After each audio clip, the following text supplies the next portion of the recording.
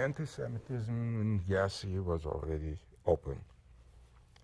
And we arrived in 39. Time went by until June 21, 1941, when Hitler invaded Russia. And of course, that was 50 miles from Yas, where we used to live, and Bivolar. They crossed the Prut.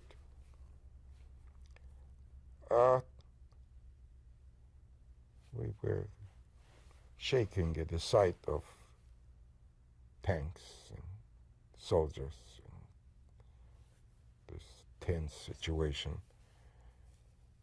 And sure enough, within a week, on June 29, there was a big pogrom in Yas.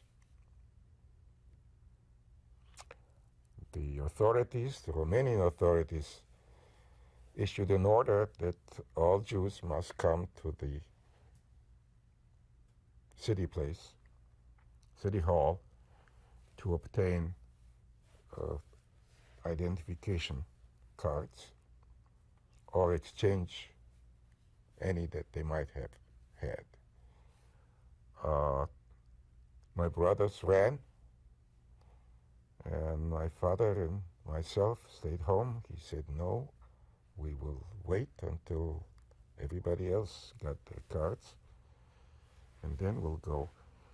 And sure enough, when people arrived there for cards, they were surrounded and enclosed in a large yard, an outdoor movie house, all walled in by stone walls, and shooting started.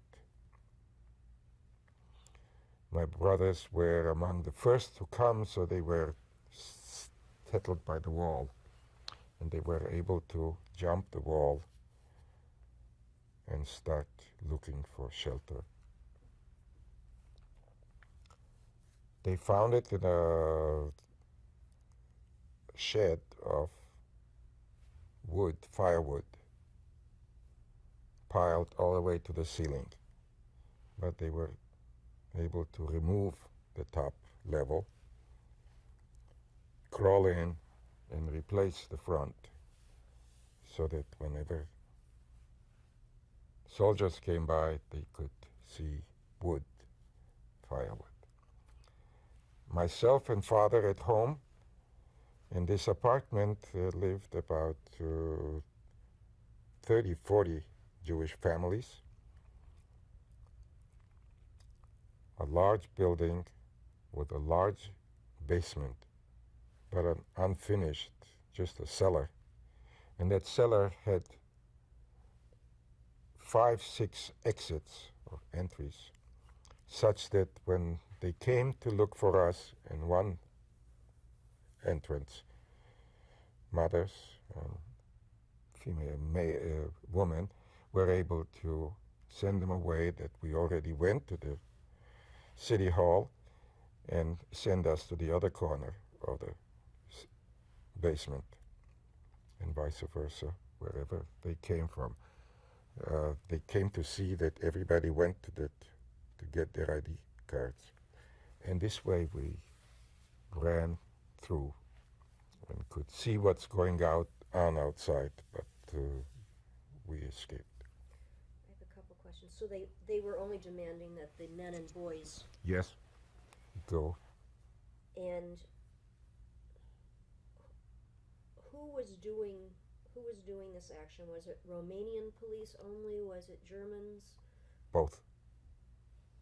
The Romanians were rounding up the people. The Germans were doing the killing, the shooting. They stopped shooting in the morning, and about 11,000 people were still alive. They marched them to the train station and packed them into cattle cars and started traveling them from Yas to Podilwaye, again and again, back and forth. And every now and then they would pour lime which gave off the fumes that killed of the 12,000, about half or 3/4 of them died in the pogrom. My uncle was one of them. Some of our friends were in the trains, and the others came out completely disoriented. They didn't know where they were and what they were, and it took some doing to find them. In the meantime, it quieted down in a few days, and my mother and sisters went to look for the brothers because we knew they went in the trains and they went in that courtyard. So when really things quieted down, 5 days later, our brothers sent somebody home to notify where they were, and mother went and brought them home. And you and your father were basically hiding Yes. throughout this. Oh, of course. We had little windows where we could look out and see the roundups. And my most vivid impression is that a block or two down the street, one of the streets was a famous temple and a rabbi, and him I saw being dragged, beaten, and killed.